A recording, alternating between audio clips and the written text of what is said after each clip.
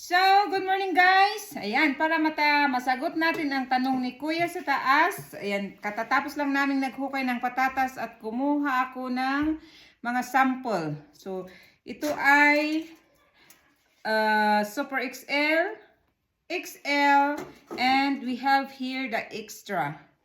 Ayan, so ikilo natin kung ilang piraso ba nga talaga ang mga patatas sa kanilang sizes. So, ito yung Super XL natin. Itimbang natin kung kasya sa 1 kilo.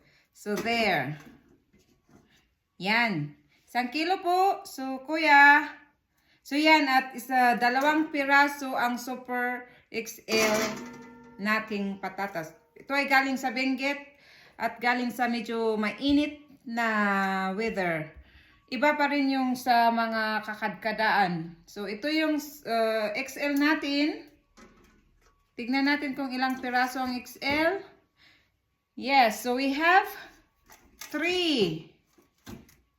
Sobra-sobra sa 1 kilo ang 3 pieces na XL. And, at saka, ito yung last mga extra natin. Yan, extra. Oh. So, yan. Yung extra natin ay 4 na piraso. At may last tayo dito, mga big. So, ang big natin ay, ayan, mga ganito ang big size natin sa mga potato selection. So, ilang kilo? Ayan. Kulang pa. Oh, so there. As you can see, mas marami, mas malaki, konti ang piraso ng kilo. Tama ba ang Tagalog ko? Mas marami kung malaki.